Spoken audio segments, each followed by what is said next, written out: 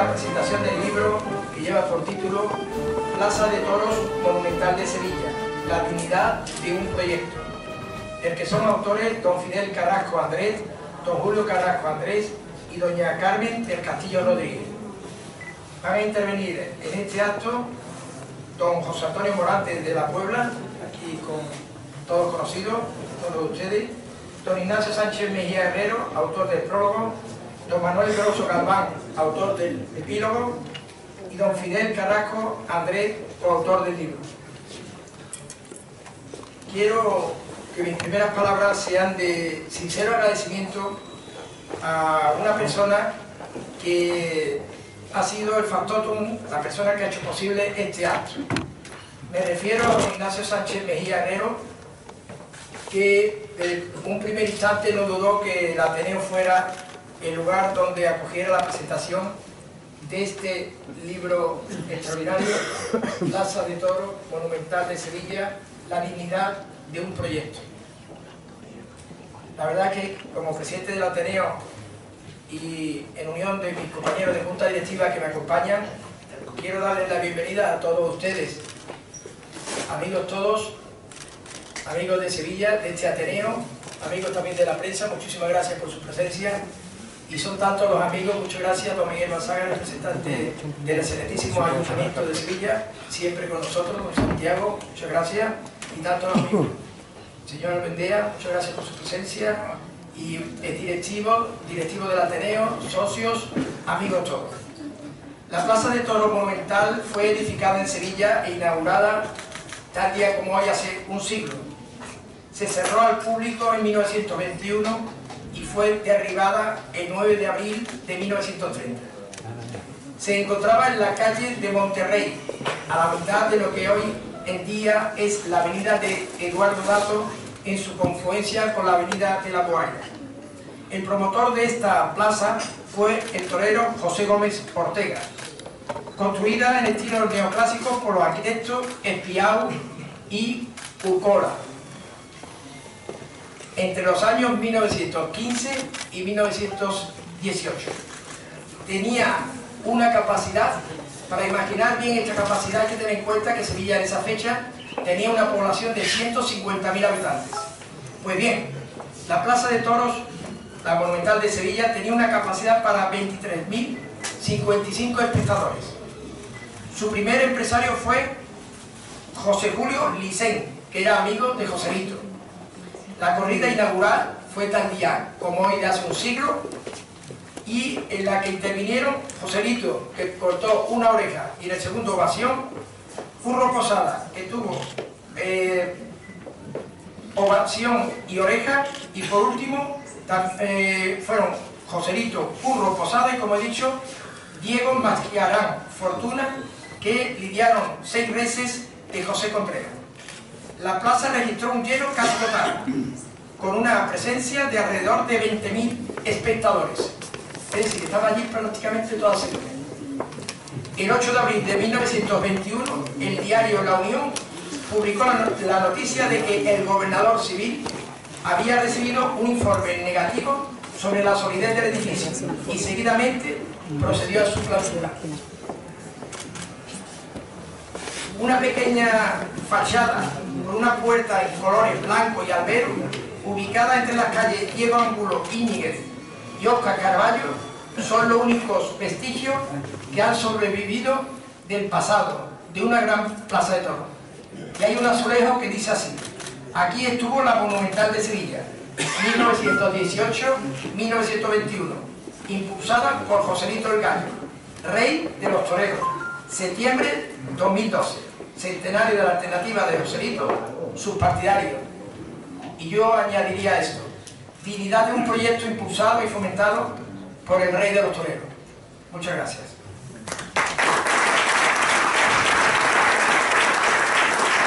La palabra don Ignacio Sánchez Mejía Herrero, autor del prólogo. Cuando quiera, don Ignacio. Señor presidente, en primer lugar agradeceros a todos la asistencia a este acto, que yo lo tomo siempre como un homenaje a Joselito León. Agradecer también al Ateneo, que desde el primer momento nos quiso acoger y apoyó también en la presentación de este libro. Joselito Olayo fue el rey de los toreros y así se le reconoció en vida. Fue el gran revolucionario entre el toreo antiguo y el toreo nuevo.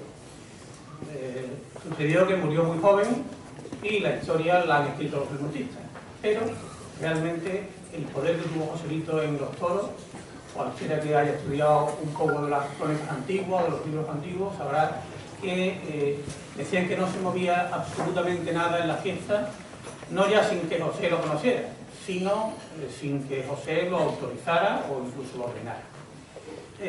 Y fue un revolucionario tanto dentro como fuera de la plaza.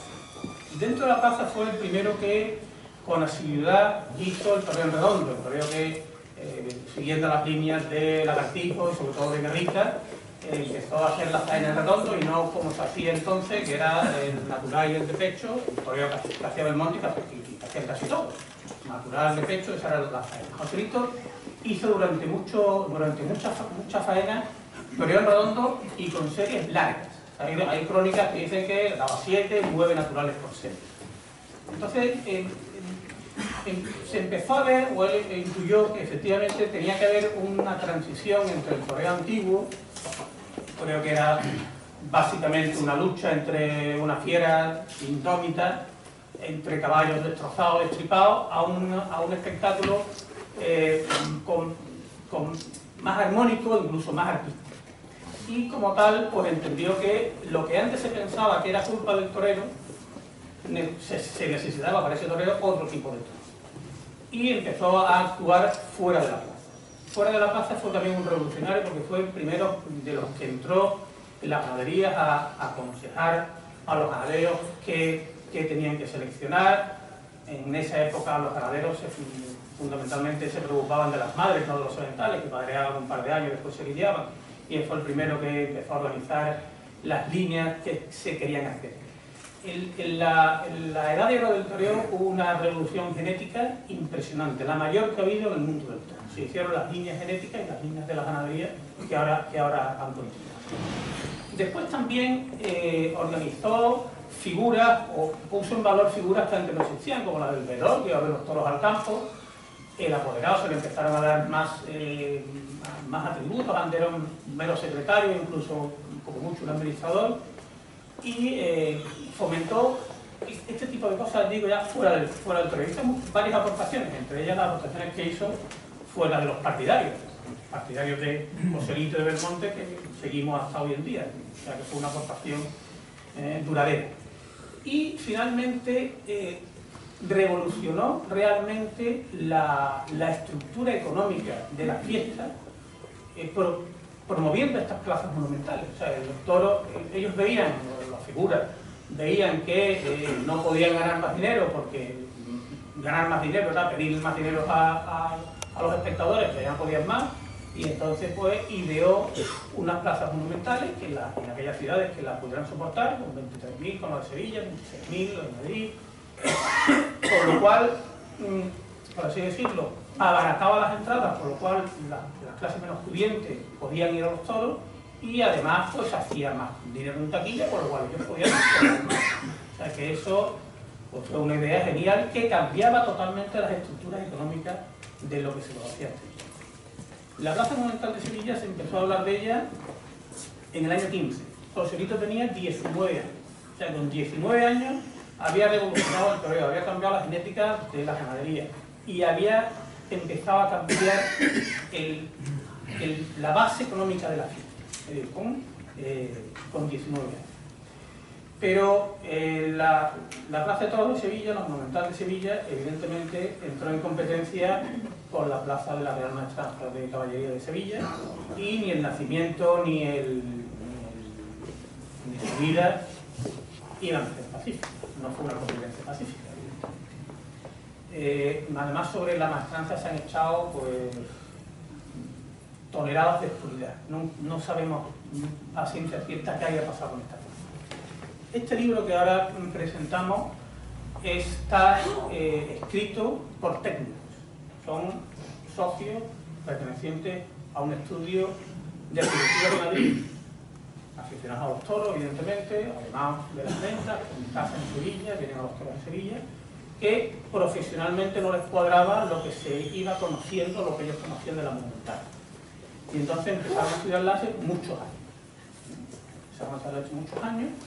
Fruto de estos estudios tienen publicadas tres artículos técnicos en revistas científicas. Saben ustedes que para que te publique un artículo técnico en una revista científica tiene que haber revisores externos, tiene que demostrarse que se aporta algo a la profesión. Entonces aquí tenemos tres estudios técnicos publicados basados en que la estructura de la Plaza de Toros Monumental de Sevilla estaba bien hecha. O sea, la plaza estaba bien hecha. Una vez acabado este proceso de publicación de estas artes, tenían tanto material porque ya organizaron pues carteles, entradas, crónicas, etcétera, etcétera, y decidieron pues montar o hacer el libro con todo el material que habían usado durante tantos años. A mí del libro me sorprendieron varias cosas. La primera es la conclusión. La conclusión es que la plaza está bien. Nosotros los sevillanos, si ustedes preguntan ahora a los que son aficionados, a los que no son aficionados, que dicen que había una plaza de toros monumental en Sevilla, dirán que no tienen ni idea. Los aficionados, que más o menos hemos intentado conocer algo, sí sabemos que hubo una plaza de toros monumental en Sevilla, y la idea que teníamos era que efectivamente estaba mal hecha, que cuando murió José no tenías que la defendiera, y que se fue sola entrando en crisis, medio se derrumbó y al final hubo que destruir. Esa es la idea que tenemos todos, lo que tenemos son pues, unas fotos antiguas, una plaza medio derruida. Entonces, la plaza de toros, cuando se hubo efectivamente, esto alimentó también la polémica de que estaba mal hecha, se cayó durante las primeras pruebas de carga porque muestran también los autores que el proceso de construcción fue muy rápido porque se quería inaugurar en la Feria de Abril del 17. Las pruebas de carga se hicieron antes de que la plaza estuviese, no sé si técnicamente se hizo asentada o seca o como quiera que sea. Se hizo muy pronto la prueba de carga y se cayó un cuarto de los tendidos. Ya después se acabó sin prisa, se terminó bien, se hicieron las pruebas de carga por el mejor arquitecto y el mejor ingeniero que había entonces en España en estructuras de hormigón y dictaminaron que la plaza estaba perfectamente hecha. Se inauguró hace ahora 100 años, el 6 de junio de 1918. Se hizo la Feria de San Miguel en competencia con la maestranza y la Feria del 19 se hizo en competencia con la maestranza. Entonces ahí sí, y se ve también en el libro cómo los autores, los críticos de entonces, toman partido por una o por otra. Sobre todo Corrochano, que era el crítico de ABC, que era un firme partidario de Gallito. Cuando se hace la monumental, se pasa al bando contrario y se hace un firme contrincante de Gallito. Ya digo, en la Feria del 19, que fue la que se entró en competencia, la consecuencia fue que los precios de la monumental eran evidentemente mucho más baratos que la maestranza y la maestranza bajó sus precios hasta igualarlos por la monumental. O sea que, para que no dijeran que era más cara, bajó los precios. Eso lo pueden ver en el libro porque están los precios de las corridas, etcétera, etcétera. Curiosamente, el año 20, el empresario de la maestranza, que saben ustedes que los maestrantes siempre han cedido la gestión de la plaza a un profesional, desde entonces también lo hacían, siempre lo han hecho, el empresario de la maestranza coge también la explotación de la monumental. Una cosa rarísima. Con lo cual, el año 20 es un solo empresario que lleva las dos plazas. Entonces ya no hay competencia. Ahora ya se hacen corridas, no en el mismo día, que en el año 19 hubo corridas el mismo día, Belmonte en la maestranza, Gallito en la monumental. En el año 20 se hacen corridas en la Feria de Abril, pero en días alternos. Que eran 3 en la maestranza y 3 en la monumental. La consecuencia fue que el año siguiente, el año 21, cuando ya no había corridas en la monumental, la maestranza subió los precios por encima del 25%. O sea que lo que era efectivamente una competencia económica se demostró fehacientemente, se puede demostrar fehacientemente. ¿Por qué se tiró la monumental? Pues lo que hemos leído en el libro es que en el año 21, 3 señores, uno de los cuales es médico, dictaminaron que la monumental no estaba en condiciones de usarse. Ese informe de estos tres señores se pasó a la Junta de Espectáculos, que lo hizo suyo, y el gobernador civil de Sevilla dictaminó que se cerraba la plaza y punto. Los que la promovió el señor Licen y el arquitecto pidieron nuevas pruebas de carga, pidieron nuevos estudios y se les negó. Las garantías jurídicas que había entonces en España yo las conozco bien, pero yo sé que fue una época dura, de muchos conflictos, y que en el año 10, del año 10 al año 20 hubo en España 15 gobiernos distintos, 8 de los cuales creo que fueron en los últimos 4 años, o sea que ahora no nos podemos quejar ninguno de cómo estamos ahora. Entonces, ya digo, las garantías jurídicas que había entonces, pues tampoco estaba Gallito, que era el que la defendía, y por tanto la plaza se cerró. Y la idea general, la idea general que teníamos todos, y que es la verdad oficial, es que la plaza estaba mal hecha y que en ese tiempo que estuvo cerrada, pues se fue derrumbando sola. O sea, las fotos que tenemos de la plaza derrumbándose, yo pensaba, honradamente, que era así, o sea, que se había derrumbado sola y ya cuando estaba tan mal, pues ya la derribaron. Pero efectivamente no fue así. Las fotos que vemos de la plaza en ruinas son de la demolición. Son de la demolición que se hizo en el año 30. Incluso en la demolición se demostró que la plaza estaba bien hecha porque tiraron las andanadas sobre los tendidos con idea de que los tendidos se derrumbaran también y ahorrarse trabajo en hacerla, pero los tendidos aguantaron perfectamente. Hay fotos que están en el libro de los tendidos perfectamente, como dice el libro, dignos, con todos los escombros de las andanadas encima y perfectamente en pie. Con lo cual, la plaza, la conclusión es que estaba perfectamente hecha.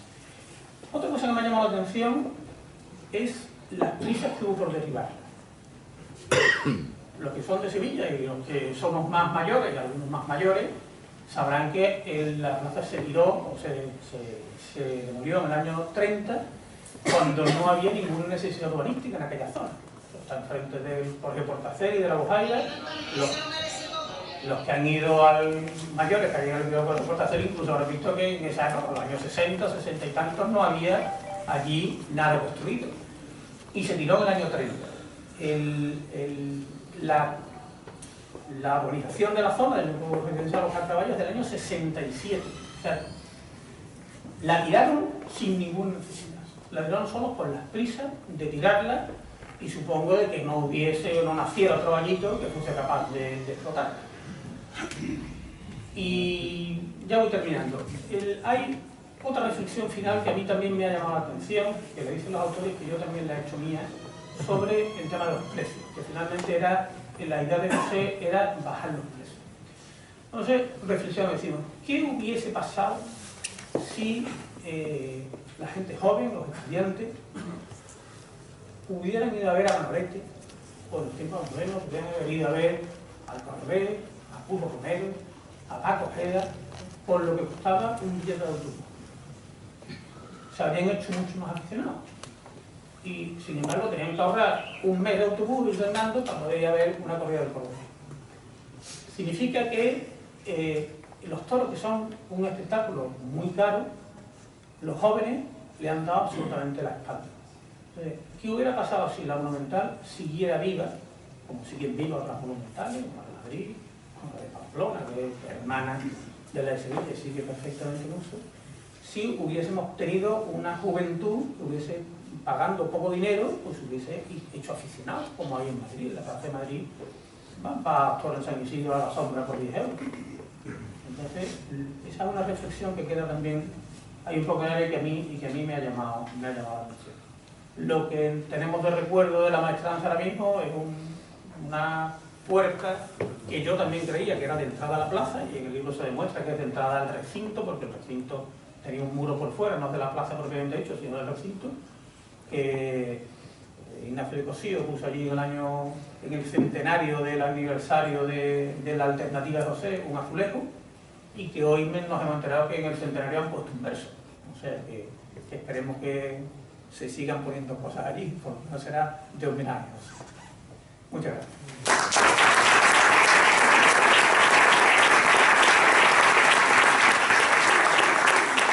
Querido Ignacio, quiero decirte que esta mañana estaba allí y también había un ramo de flores con un lazo rojo. A continuación hace uso de la palabra, quiero también agradecer la presencia, como no, de José Antonio Rodríguez y de don Bertrán Pérez, que es portavoz del Grupo Popular en el excelentísimo Ayuntamiento de Sevilla. Muchas gracias por su presencia. Como he dicho, voy a ceder la palabra al señor don Manuel Grosso Galván, autor del epílogo, cuando quiera. Buenas tardes a todos, muchas gracias por venir. Y yo también, cuando me ofrecieron la posibilidad de hacer el epílogo, cosa que me extrañó, del libro, pues automáticamente dije que sí, porque, en fin, la figura de Joselito el Gallo es una figura inmensa y una figura que de alguna manera tuvo la mala suerte de no encontrarse con un Manolo Chávez. O sea, Chávez no vale.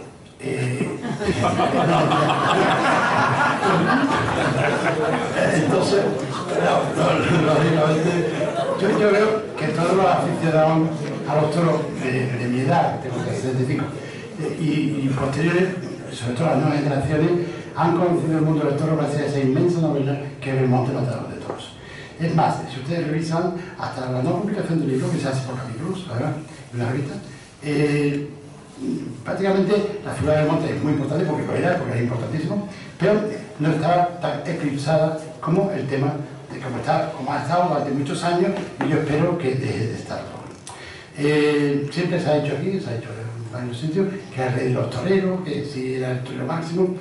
De hecho, algo tendría que tener, porque se ha conservado en el recuerdo, y ha sido una figura mítica, realmente, donde todo el mundo ha hablado de él, y todo el mundo, de alguna forma, aunque obviándolo, ha estado alrededor de lo que es un torero de verdad. O sea, el torero Belmonte era también un torero de verdad, que duda cabe, pero Joselito representa el torero apolíneo, un torero que realmente es la imagen de lo que es, digamos, la belleza dentro de lo que puede ser el torero. Bien, eso por un lado, pero por otro lado, una cosa que yo, cuando me ofrecieron los de epílogo, a mí me gustaría, me dije, bueno, yo lo que puedo hacer es meter o explicar un poco el contexto social en el que se produce realmente el tema de Joselito. El libro, como bien ha dicho Ignacio, es un libro técnico, no se asusten porque no es aburrido, se van ustedes, yo cuando me dijeron, me lo entregaron, yo un color, porque ya toco con muchas cosas de esto de ingeniero y estas cosas. Entonces, claro, cuando uno eso le dice, bueno, ya que viene de enemigo, pero claro, te apasiona y te metes dentro de ese estilo. Yo hace ya mucho tiempo de esto, escribí un artículo donde decía, y lo sigo pensando, que la muerte de Joselito, ese 16 de mayo, yo creo que empieza el siglo XX en España. Si ustedes quieren buscar una fecha que sea mítica, una fecha que sea realmente importante en la introducción de la España del siglo XIX al siglo XX, lo encuentran ustedes en la muerte de Joselito. Antes de Joselito hay todavía, sobre todo en Andalucía, una Andalucía agraria, otra no es una Andalucía industrial. Entonces, es un mundo que todavía va arrastrando poco a poco del tema del antiguo sistema. No hay que olvidar aunque ustedes me dirán esto que tiene que ver, pero sí tiene que ver, no hay que olvidar la Revolución Rusa, que es en 1917, no hay que olvidar la Guerra Mundial, que es en 1918, no hay que olvidar que la Guerra del Rif empieza en 1915. Entonces, es una situación, como han dicho antes, muy convulsa, una situación totalmente convulsa, social y políticamente hablando, y Sevilla en concreto pasa de ser una ciudad que es puramente agrícola a empezar a recibir obreros del campo para trabajar en las pequeñas o grandes empresas que empezaban ya a aparecer en la ciudad. ¿Qué ocurre? Ocurre que, claro, realmente quedaba la maestranza, que curiosamente, esto lo repite mucho Antonio Burgos y lleva razón, como muchas cosas más, lleva razón. La Plaza de Toros no se llamaba Plaza de Toros de la Real Maestranza, sino se llamaba Plaza de Toros de Sevilla, y no Plaza de Toros de la Maestranza. Como vean ustedes los carteles que vienen en el libro, verán que pone Plaza de Toros de Sevilla, no pone Plaza de Maestranza. Entonces, hay una situación de que la Plaza de Toros representa un canon social. Representa un canon social que estaba establecido dentro de un mundo básicamente agrario o básicamente de personas que tenían el campo como principal sustento. En la Plaza de Toros de la Maestranza establece un canon de clases. Un canon de clases que está clarísimo. O sea, es un canon de clases donde resulta que era muy importante estar dentro de ese núcleo social que de alguna manera, sí, aunque no fueran maestrantes, sí tenían el beneplácito de los maestrantes, que en aquella época tenían una influencia que hoy en día, afortunadamente, no lo tienen. Pero en aquel momento eran fundamentales. ¿Qué ocurre? Cuando aparece una nueva burguesía luchar, ellos se ven algo desplazados de lo que puede ser el mundo de la maestranza. Cualquier persona me imagino la mayoría de ustedes han visto la maestranza, aún hoy, ya menos, pero aún hoy, tú puedes preguntar ¿dónde se sienta usted? Y tú dices, este es menganito, este sotanito, o este pertenece al aero, a los labradores, a esto, a los otros, a los ganaderos, y tú sabes perfectamente el estatus social de donde está colocado el individuo. Incluso dentro de la misma categoría, dentro de sombras, hay sombras y sombras. Eso nos lo recuerda ahora nuestro amigo los personajes, porque ha puesto los precios siguiendo intuitivamente el canon social. O sea, no vale lo mismo un tendido del 1 y del 3 que un tendido siendo de sombra del 5 del 6, que de alguna forma han recuperado el instinto de clase. Realmente en esa situación donde hay empieza a haber movimientos obreros en Sevilla, movimientos obreros, recuerdo, todo el barrio de San Julián, todo el barrio de la Carmena, donde hay esos movimientos obreros que de alguna manera están ahí y están modificando el estatus social de la ciudad. A su vez, con los cambios de gobierno sistemáticos y todas estas historias, concluye en que realmente hay un núcleo, digamos, el futuro de Sevilla está basado en un núcleo de personas que no tienen adquisición económica. ¿Qué ocurre? Joselito, cuando tenía 19 años, se le ocurrió la gran idea. Bueno, aquí los toros de vaca no pueden ser nada más que 4, hay que ser para 20. Y usted, una cosa que se dice mucho es que no llenó nunca la Maestranza, o sea, se llenaron muy pocas veces la Monumental. Bueno, ¿y qué? Pero medio llena tenía más entradas que la Maestranza. Aquí, evidentemente, a los maestrantes no les voy a sentar bien. Cuando hablo de los maestrantes, quiero tener cuidado. Por muchas razones. Pero quiero tener cuidado porque ha sido es todavía un poder fáctico importantísimo. Actualmente tiene una situación cultural y económica estupenda, un apoyo fundamental por la ciudad de Sevilla, aquí sin problema ninguno. Incluso se ha modernizado dentro de su estatus interno. En aquel momento no se repriman esos aires. Por tanto, en aquel momento era retener la situación lo máximo tiempo posible, porque estaba el miedo a una revolución, el miedo a un cambio que pudiera saltar por los aires. ¿Qué ocurre? Ocurre que cuando Joselito plantea una plaza de toros con mayor volumen para poder la entrada más barata, eso es un ataque directo no solamente a la plaza de toros, que eso probablemente, también es un ataque a las posibilidades de cambiar la ciudad y de cambiar de estatus social y de cambiar de que tuviera la nueva burguesía industrial tuviera un sitio preferente que no tenía. Eso, ahora ustedes me preguntan, como la leyenda negra está ahí. La leyenda negra es que los maestrantes hicieron todo lo posible y más para cargarse la Monumental, lo consiguieron. Y luego también hicieron todo lo posible para que nadie supiera nada. O sea, no encontrarán ustedes una sola línea donde la maestranza diga yo esto no lo quiero. No, eso no lo encontrarán ustedes, no existe. Son viejos modos de hacer vida social, son viejos modos en una vieja ciudad que ha aprendido mucho y lógicamente a través de los siglos, y por tanto esto no se nota, esto se dice, se comenta, se habla, pero curiosamente ve uno que desaparecen hasta notariales, ve uno que se mueve determinados medios de comunicación, o sea, uno lo ve, lo palpa, pero nadie, por supuesto, insisto, nadie ha dicho nada, ningún maestrante ha dicho nada de querer cargarse la Monumental. Pero eso está ahí. Y de hecho hay otros datos muy curiosos. Dos datos muy curiosos que son, uno, muerte de Joselito Rayo. Joselito Rayo muere el 16 de mayo de 1920 y traen el cadáver realmente en una procesión que cruza todos los pueblos de España, desde aquí, donde las estaciones estaban abarrotadas de gente para aplaudir al torero, al héroe, al gran héroe de la tauromaquia. Y cuando llega a Sevilla, se pide que se haga el funeral de cuerpo y sepulto, se haga en la catedral. No se hace en la catedral porque se oponen, el Cabildo Catedral de Edición se oponen con un documento muy curioso, que es un poquito, al día de hoy un poquito fuerte, ¿no? Diciendo que no se puede hacer observar un funeral, cuerpo y sepulto, con el bombo y platillo correspondiente, siendo para un torero y un gitano. Eso es fuerte, pero verdad. O sea, que no hay... Entonces, la Hermandad de la Macarena, que era básicamente su apoyo fundamental, siempre fue y será Joselito Gallo. La Hermandad de la Macarena tuvo a bien de montar un túmulo, que viene en el libro La Foto, un túmulo funerario digno de Felipe II. O sea, de verdad, en el San Gil, véanlo por favor la foto porque es impresionante.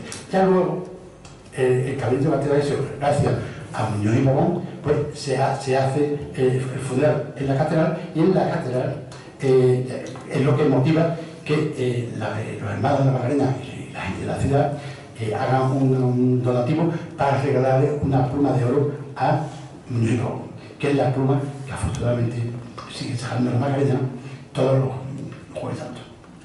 Regalan ustedes una pluma de oro en la saya. Esa pluma de oro es de Muñoz y Pavón por defender el que se hiciera un funeral de Joselito Gallo. Eso, yo creo que ahí hay una historia que es muy importante, de cómo la ciudad se mueve y cómo se intenta convertir o criticar o no dar pago a una cosa muy curiosa, y es que realmente Joselito Gallo era un personaje popular, absolutamente popular. Entonces, eso es una cosa que se rechaza y no se quiere dar. Vamos a acabar la historia como podamos y no vamos a seguir dándole importancia a Joselito Gallo. De hecho, durante muchísimos, eso si lo cuento, era una vez, bueno, pues tanto, muchísimos años, Joselito Gallo en la Real Maestranza de Caballería, en la Plaza de Toros de Sevilla, que era denominada Maestranza, era como si no hubiera existido. Era una especie de fantasma que alguna vez aparecía, pero no estaba. Hasta que afortunadamente el nuevo concepto de la Real Maestranza entendió que eso era realmente estúpido. Entonces ella empezó a reconocer la figura de Joselito y empezó a utilizar la imagen de Joselito en un cartel que creo que era por el centenario del nacimiento, o el centenario o algo del nacimiento. Entonces, a partir de ahí es cuando se hace un homenaje a Joselito y Joselito empieza a aparecer dentro de la maestranza. Hay otro hecho también discutible. En Sevilla no hay ni un solo monumento a Joselito Gallo. El fúnebre. Solo. El fúnebre, que es una maravilla de Benlliure. Pero solamente el fúnebre, nada más. El monte tuvo más suerte, insisto. Y por título, que a mí me gusta mucho, que en su momento fue muy polémico, que está en Triana. Que no digo que no se lo merezca Belmonte, válgame Dios, pero sí que desde luego debería de haber algo muy recuerdo, algo de Joselito Gallo en esta ciudad. No lo hay. Entonces yo creo que este es el momento de la recuperación de la memoria de Joselito Gallo. Joselito Gallo fue un inmenso torero, un torero que además como ya he dicho, para mí la muerte es el principio de lo que es la Sevilla del siglo XX, incluso la España del siglo XX. Es el principio. Después de la muerte de Joselito viene Ignacio, que sirve de puente, Ignacio Sánchez Mejía, que sirve de puente hasta que llega la Guerra Civil. Y cuando llega ya la Guerra Civil, para que no se acaba. En ese puente que es un puente dorado, porque tenemos que tener en cuenta que esta generación del 27 aparece en ese puente, en ese arco.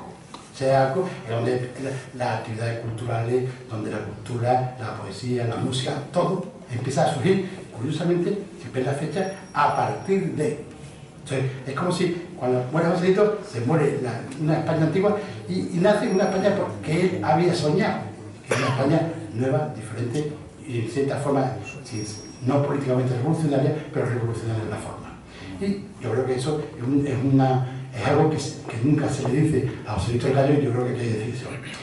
Joselito el Gallo significó, como bien ha dicho él, una revolución dentro del mundo torero.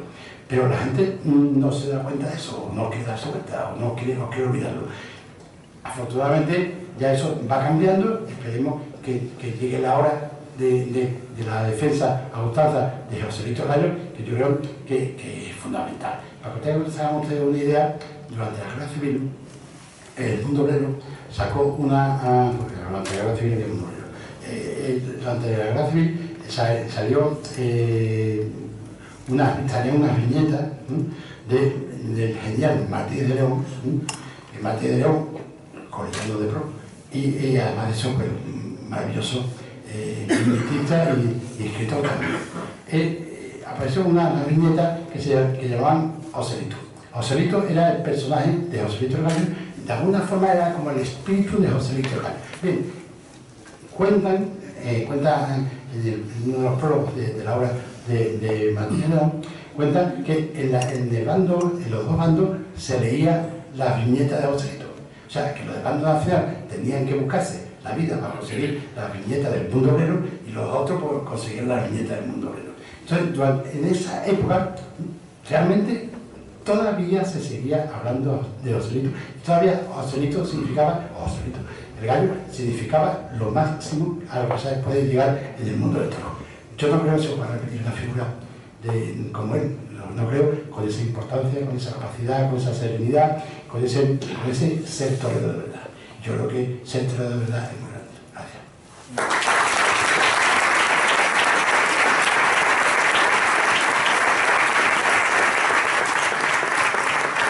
Andrés, coautor del libro. Buenas tardes. Bueno, en primer lugar, voy a ser muy breve, y ya bastante han hablado sobre esta palabra. Los autores, lo que queremos, antes de nada, es dar las gracias, por supuesto, al Ateneo Sevilla, a Ignacio Mesías, como bien ha dicho el presidente, sin el apoyo, sin el impulso de Ignacio, no el libro, pero sí esta presentación y sí darle este extra de valor al libro, eso evidentemente no es labor nuestra. Nosotros hemos sido unos humildes currantes de este libro y bueno, luego el resto de cosas, pues nosotros evidentemente, como se puede imaginar, de la sala llena, de la Ignacio, Manolo, el maestro Marante, ¿qué más podemos pedir? O sea, yo, para que se hagan una idea, cuando hace años hablaba con Carmen y con Julio, con mi hermano, y decía, hombre, ¿cuánto me gustaría ir un día a dar una charla en Gelbes para contar esto de la monumental, en el club de allí, en la peña de Gelbes? Y ahora resulta que nos vemos aquí. Nosotros estamos literalmente en una nube, como se puede imaginar. Entonces nuestro agradecimiento es infinito para todos ustedes, para todos los presentes y más. Bueno, para nosotros este trabajo, nosotros somos de Madrid, como ya se ha dicho aquí, bueno, somos de Madrid. Carmen es nacida en Granada, de Granada, aunque ha vivido siempre en Madrid. Nosotros descendemos de Orihuela, al maestro Morante hace 15 días le soltamos 2 toros a la vez. Eso no pasa de vez en cuando, pero bueno, pasa, y bueno, son cosas. Y entonces, bueno, somos muy aficionados a los toros, no tenemos nada que ver con los toros, nosotros somos aficionados Paganini, nosotros nunca nos han invitado. Cuando empezamos a hacer este libro, tampoco teníamos, no el libro, sino a escribir unos artículos y demás, nosotros no teníamos ningún complejo ni teníamos nada, porque decíamos, ¿qué va a pasar? ¿Quién le puede sentar mal? No nos van a volver a invitar al callejón, de la maestranza, vamos a ir como hasta ahora, o sea, tampoco. Entonces, bueno, empezamos a leer cosas y empezamos. A ver, el libro tiene un poco de truco. Nosotros somos unos apasionados de, como ya he dicho, de la tauromaquia, de las estructuras desde el punto de vista profesional y aparte de la ciudad de Sevilla y de sus costumbres. O sea, nosotros queremos mucho la ciudad de Sevilla, queremos mucho sus tradiciones, su Semana Santa, o sea, nos gustan mucho los toros. La primera vez que vinimos Julio y yo a Sevilla vinimos a los toros. Era una época de sequía, llovía un cuarto de hora a las 6:15 y lo justo para suspender la corrida y volvimos a Madrid sin los toros, pero bueno, no pasa nada. Y entonces nosotros empezamos bueno, nos enteramos, pues yo no recuerdo ni cómo. Yo me acuerdo hace muchos años yendo por Madrid, viendo un puesto de carteles de estos para los turistas, de Manolete, no sé quién ponga su nombre aquí, ponía Plaza de Toros Monumental de Sevilla, y yo me acuerdo, qué brutos, si resulta que el sevillano que es la maestranza, que no es monumental, yo 20 años después la está presentando un libro en el Ateneo sobre la Monumental de Sevilla, o sea, no tenía ni idea, ni la más remota idea. Tengo que reconocer que tampoco teníamos ni idea de la envergadura de la figura de Joselito. Para nosotros, el hacer este trabajo, el hacer este libro, ha sido realmente descubrir y poner en valor la figura de Joselito. Para nosotros, como somos de ciencias, es la demostración matemática de que Joselito fue el rey de los toreros, es decir, la demostración científica. Se pueden decir muchas cosas, que toreaba mejor, que toreaba peor, que tal, pero tenerlos a restos para hace 100 años en Sevilla, que tal día como hoy, si inaugurase una plaza como las ventas de Grande, eso es algo que se sale de toda lógica. O sea, si realmente nos metemos en la cabeza de... Y estamos hablando de que una persona con 18 años fue capaz de convencer a un señor multimillonario para que hiciera una plaza de toros de hormigón armado con una capacidad de 23.000 localidades. Es que eso no se puede pasar por la cabeza a nadie. Pero es que además lo más grande es que este señor, Joselito el Gallo, lo que quería era extenderlo a todas partes. Joselito el Gallo, nosotros estamos convencidos de que lo que quería era que Sevilla fuera la capital mundial del toreo, la capital universal del toreo. Y durante 2 años y medio fue la capital universal del toreo. Hay que tener en cuenta que la Monumental de las Ventas se inauguró en 1931. Es decir, 10 años después, 11 años después de demolirse la Plaza de Toros Monumental de Sevilla. Entonces, es muy importante porque, claro, Joselito quería que Sevilla fuera la capital del toreo, sin lugar a dudas, y quería extender la afición de los toros a cuanta más gente mejor, a cuanta mayor. Se cuenta siempre la anécdota esta de que si había gente que empeñaba el precio a los toros, porque efectivamente es un espectáculo muy caro. Nosotros decimos en el libro menos sería todo el mundo, pero evidentemente a alguien le pasaría eso, verse en esa circunstancia, porque resulta que la gente cobraba a final de semana, las entradas las sacaban durante la semana a la venta, y como vieron mano a mano por Joselito Belmonte, el pobre pues no llegaba el domingo porque cobraba el viernes. Entonces, bueno, evidentemente nosotros luego con el paso de los años lo que hemos podido experimentar, y nos hemos dado cuenta del libro, que en el libro van unas entradas reproducidas, va una entrada de la inauguración de la Monumental de Sevilla, va una entrada de la inauguración de las ventas y va una entrada de nuestro primer abono en las ventas. Julio y yo somos abonados en las ventas desde el año 92.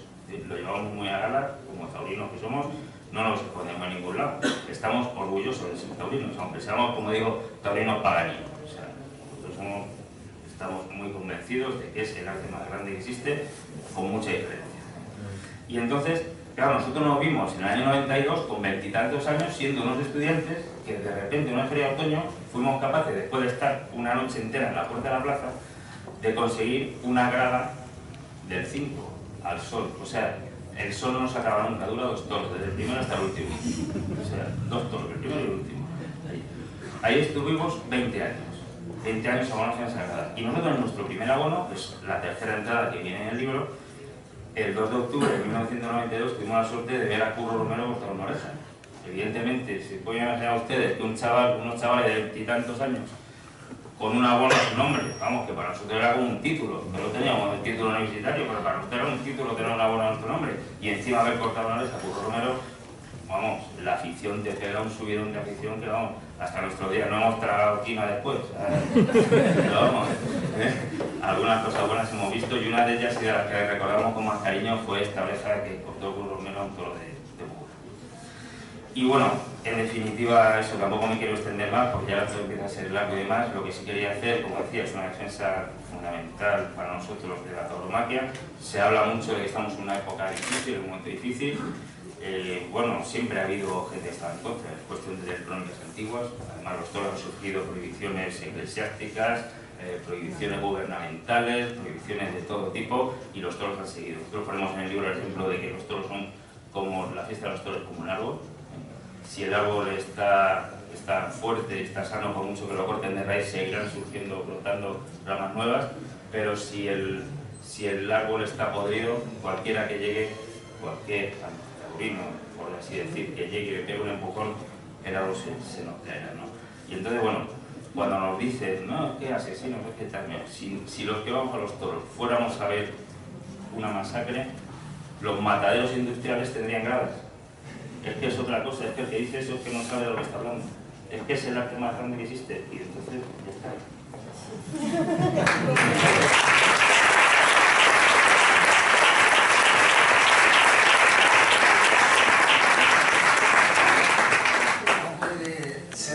Antonio Morante, quisiera pedir un fuerte aplauso, porque además se ha emocionado, para doña Carmen del Castillo Rodríguez y para don Julio Carrasco Andrés, autores del libro.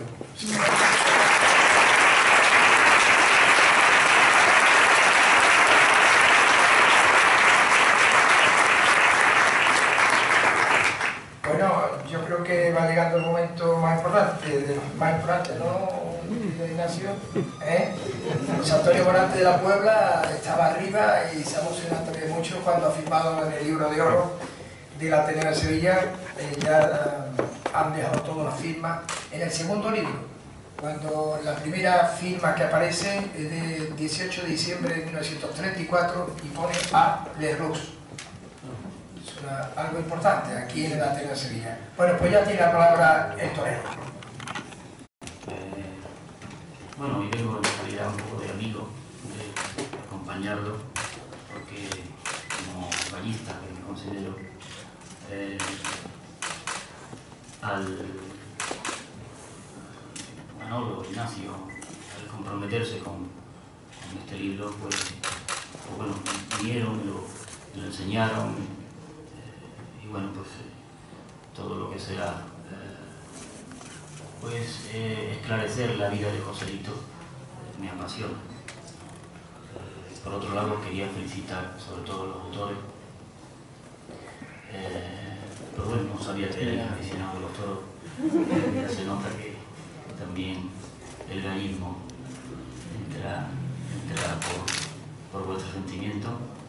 Y yo no sé, poco tendría que decir quizás, o no, porque yo puedo hablar como torero, como pues alguien que se ha criado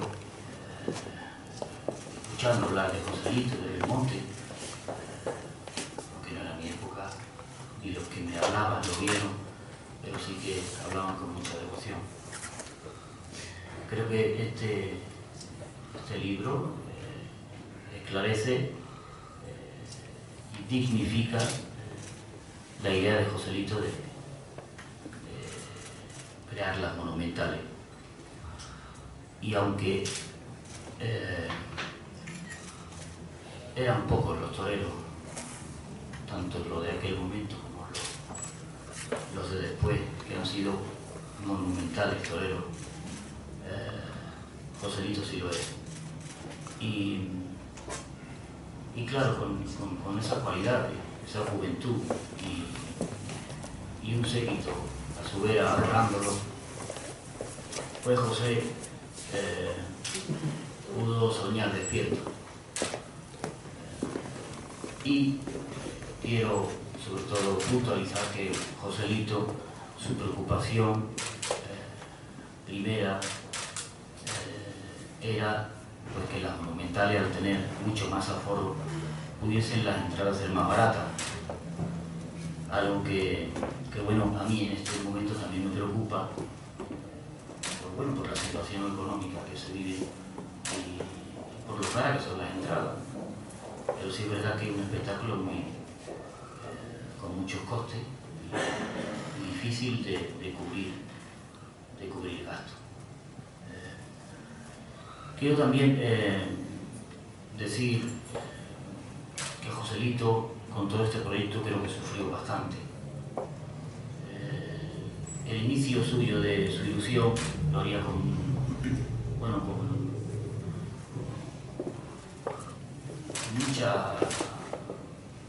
mucho coraje, con mucha valentía, pero después he podido observar que el primer año que yo no sabía, el primer año que se dan las corridas en la Monumental, el empresario es un amigo de él, o no sé si llevaría otras plazas o no, pero sí era alguien afín a Joselito. Ese fue el primer año y ya, no sé si primero y segundo, o primero y después.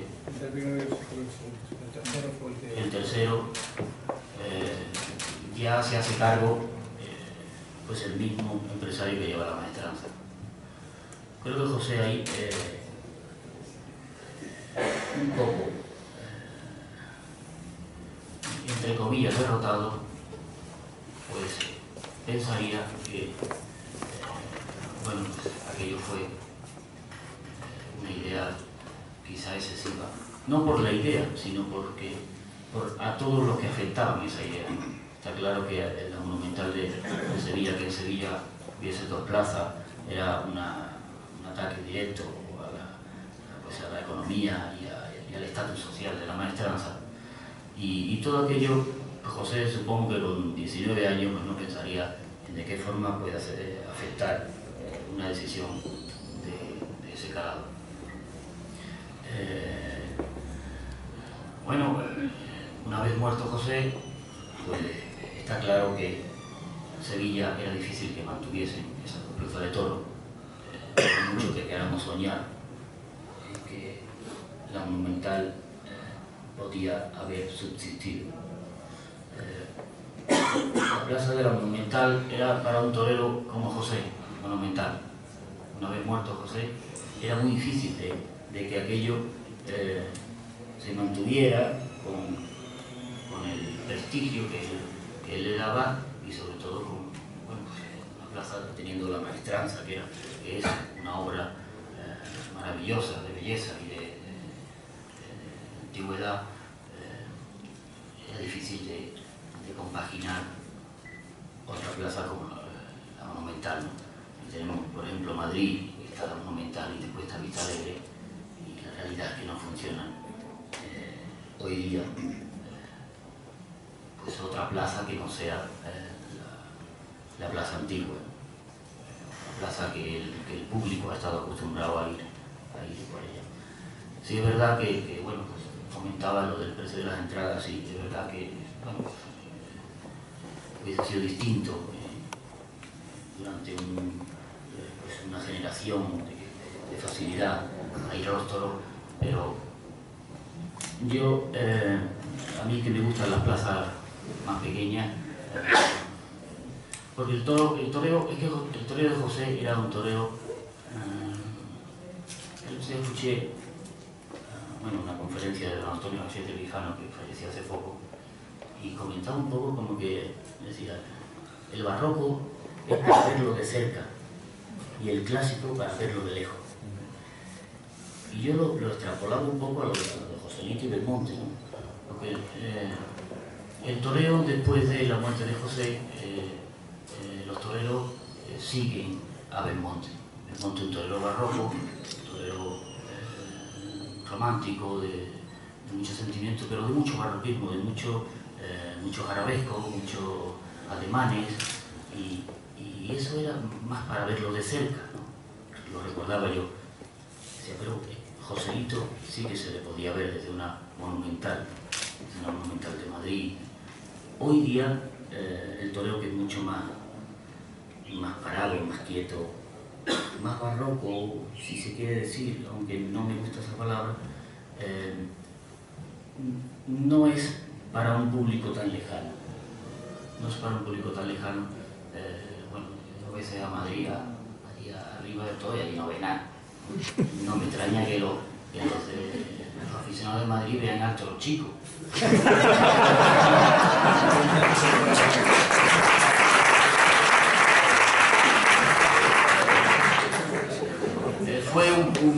Aquello fue un pensamiento de José que solo José lo podía tener, ¿no? Porque era una inmensidad de toreros incomparable, ¿no?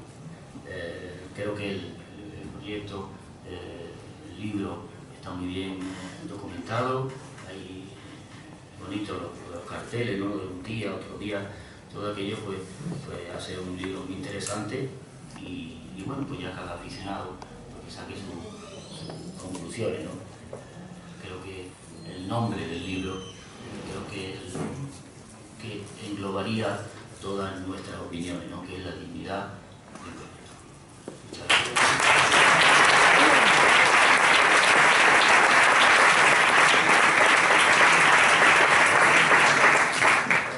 Bueno, faena total, ¿eh? Ha hecho el maestro. Ha ido pausado en un sitio por el lleno y hablar desde aquí de la tenemos muy complicado, se lo digo a ustedes, ¿eh? Es una gran responsabilidad. Bien, yo solamente vamos a concluir el acto y quisiera darle las gracias a todos los que han participado en esta mesa importante. Don Ignacio, creo que hemos cumplido con nuestra obligación. Sabíamos que teníamos una gran responsabilidad con Sevilla, porque hoy, queridos amigos, el Ateneo de Sevilla pues, ha aportado un granito de arena en la historia de la ciudad, en una efeméride que no podíamos olvidar, y aquí hemos estado gracias a la ayuda, como digo, de don Ignacio Sánchez Mejía, Herrero, y de todos ustedes que han hecho partícipe de este libro. El doctor Hermosilla, presidente del Ateneo, que ya falleció hace unos años, decía que ya este libro ha dejado de ser de vosotros para ser de toda Sevilla. Así que a nuestra ciudad y a vosotros en su nombre os doy las gracias por su presencia en este acto. Muchísimas gracias.